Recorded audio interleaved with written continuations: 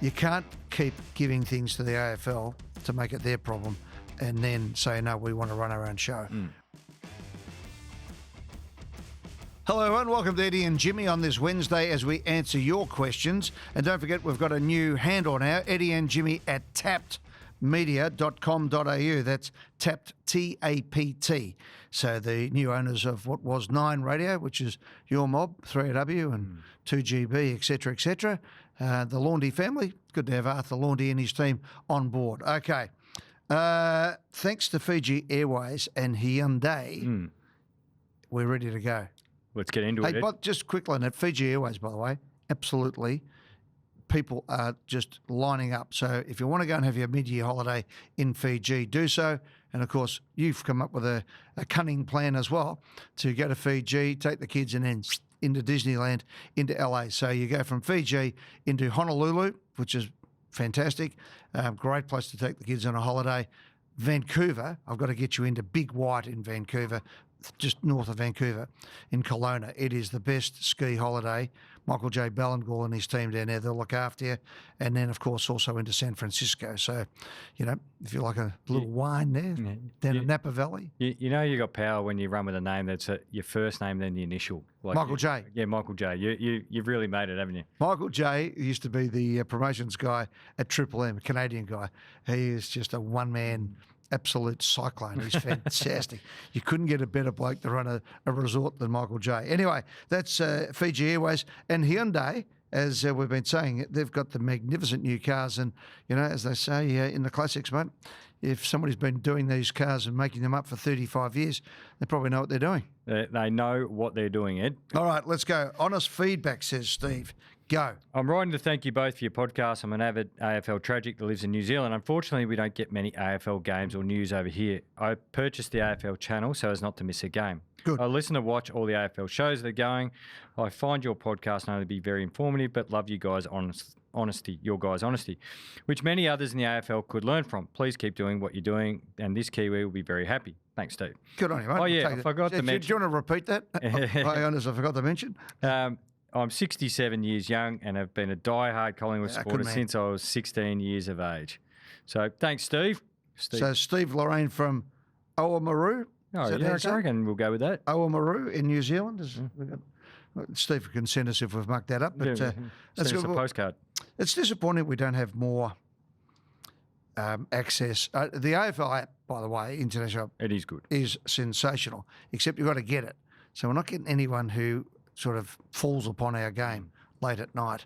I'd love to see that happen again, like we used to with ESPN back in the day when their two major sports was VFL football and tractor pulling.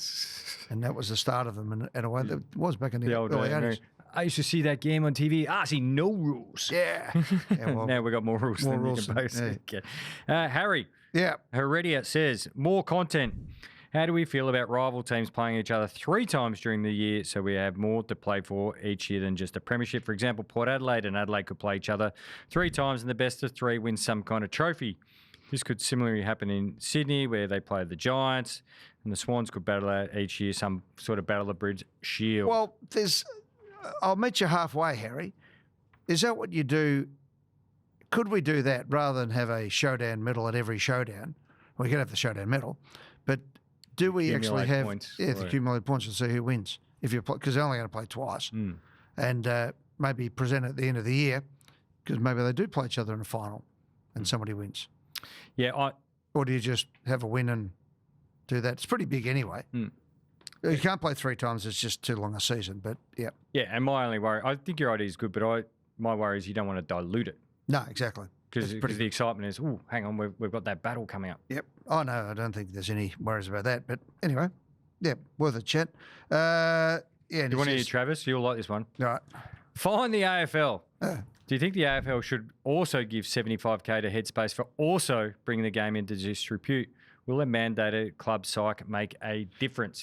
I'm with Travis on this because I go back in time and pre-COVID, Collingwood had a psychologist and a psychiatrist, one being a clinical doctor who can prescribe medication, which is a psychiatrist.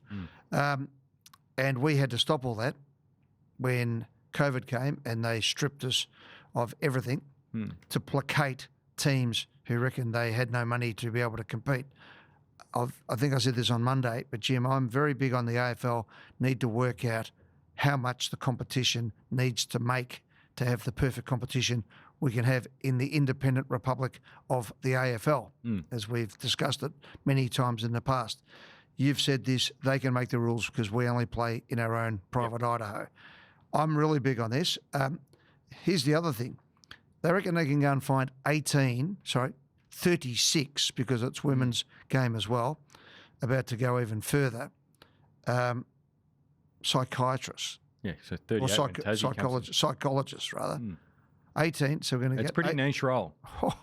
And plus, the ones who are very good and successful are making good cash outside. Well, it's a growth industry as well. Yeah. So if you're any good at it, you're booked out for how long? Now, I wonder sometimes if the AFL, maybe I'm becoming a bit too Machiavellian in my thinking process, but back at the time when all this started, the PA wanted to own that space. So I'm waiting, put this into the time capsule, for the AFL or the AFLPA to say, no, what we'll do is we will get 4 or 5, 3 or 4, whatever the number is, of the best people, and we will be the central agency for players to be able to come. So the Players Association do that already. So there's a number of mental health experts who are drug and alcohol and all those which they get referrals to, and that you can work your way through the list or find one that you're comfortable with. So that's currently happening. But what I found in our experience, and I sort of pushed back against that model, was that it was far better to have somebody as a resource within your 4 walls at a football club, so that if you are the 42nd bloke on the list and you're trying pretty hard and you're having some issues because you think you might be getting the Tijuana in 4 weeks' time, or whatever the case may be, or you've got family issues or every other issue that comes to mind, literally, it was far easier for them to have a cup of coffee with somebody that people are having cups of coffee with, as opposed to looking like you're in behind closed door and patient in. Who's in there? Who's that type of thing. And it worked a treat for us. It really worked well. Now, we had the resources at Collingwood to do that. We also had the idea to do it. And we did, and it worked really well. So back to Trav. So 2 things. Yeah, I think the AFL were complicit in that situation. They also had many people sitting on the bench, including umpires. They had 4 of them out in the ground. We had an arc. Had an arc that this was at the same weekend or the weekend before, dragged the Essendon bloke off same weekend. So we can intervene. Anyone on social media could have intervened. And there were enough people to intervene but didn't. So leave that, because that's continuing to be looked at. But yeah, I think that should have been a collective mea culpa rather than just going after Carlton. Now, Carlton were there, so they've got to cop their whack. Ultimately, it's their problem. So this is the other thing. You can't keep giving things to the AFL to make it their problem and then say, no, we want to run our own show. I think one of the biggest issues that's happened from the start of my time as a president to the end of my time was actually the handing over responsibility. Recruiting, doctors, drugs, a lot of clubs, for every Jeff Kennett and myself and others who wanted to be right in on their club and run their club. There were plenty of others who wanted to just step back, so we don't want to know anything about this. We just turn up and play. We'll get the check from the AFL, thank you very much. We'll do this, we'll do that, and we will be a franchise, as opposed to some clubs who said, no, we are the club and you work for us, AFL. That's what your job is. You are there to look after and help the clubs, not run them. Thank you, Trav. Kurt, do we need to have time on added to the game for stoppages now that it is last touch out of bounds? No. No, because they're actually going the other way, Kurt. Speed it up a bit. And we spoke about Craig Drummond, and part of his wide-ranging interviews with a number of people, he's looking to bring game time down. Yeah, but can I say this? This is where people don't think. What do they really want? They want more goals, don't they? Yes. Because that's great. But what we do now have is 45 seconds between each goal. In fact, it's stretches out to 55 seconds sometimes. Well, and then the amount of arc reviews we've got going on. No, forget the arc. Just leave the arc. You can't. No, forget but the- no. I know you know her and you built it. No, I put the cameras in. Yeah, you cameras all working, by the way. It's just the people watching them, and they need to put better cameras in. And I had a phone call from somebody during the week who said, "Oh no, we went to the AFL with cameras that are not 50 frames per minute, but significantly per second rather, but significantly faster, which would completely change. But you've got to put your hand in your pocket and get them." Going back to this though, stick with me on this point. Okay. Once upon a time, Jimmy Bartel would run in, kick the goal, and the run-on would be on. And the Chiefs would throw it quickly back to the boundary umpire, who would sprint in and throw the ball back, run backwards to the square, and away we'd go. And the crowd would even go. Now we have to put music in because there's so much delay between the exaltation of the goal, and no one can cheer for another minute, basically. That's why the music comes in. So the unintended consequences is that we have 45 seconds now minimum between every goal. Why do we have that? We've got to get the ads away, and we have to. Yep. Absolutely. They pay for the game. Pays for the game, but that's why if you've got, well, you can do the sums on it. If it's 18 goals to 16, it's a lot of 45 seconds It is. of dead time. This one, thanks, Kurt. This is from Matthew and it's directed to you, Ed. Help the Eagles. Jimmy, that's me. Please ask Ed, which is you, if he caught up with the Eagles' silent president, Elizabeth Gaines, and provided some advice on how to be a football club president. He did put that in caps lock. That's why I had to yell it. A few have told me over the years how to do it too. So Members of West Coast are kept in the dark. We're all totally aware of where the Eagles are in the rebuild, currently 2 or more floors below ground zero. We just want some kind of communication from the club about what the club is doing to get better, rather than leaving it to the young coach and CEO, Don Pike, who does not sit on the board. yeah, well, I think you're better off having one or the other in those situations. And I think when it comes to football, Don's the Don right. speaks. Don is good. As far as Elizabeth Gaines, she is, I think, more in the corporate model, where she is being a board member who is the chair of the board, and they do what a board does in a more corporate setting, and then you get your experts in. So, for example, if you're running an ASX company, you're the board, you have your board members, and you have your reports come in and your give their executive reports. report, Exactly. And I think that's the way they're set up over there. It's always been a corporate board. I mean, people forget that they were privately owned and listed on the second board of the stock exchange originally as Indian Pacific before it went under. And Richard Collis actually came in and got them going and helped sort that out. A lot of really good people over there in Western Australia back in those days. Brian Cook came in as the CEO, and they started to get things going. Again, to Matthew's point, though, by being more of a football club than maybe a corporate. Remembering that was these were the days of Alan Bond and everybody over in Western Australia.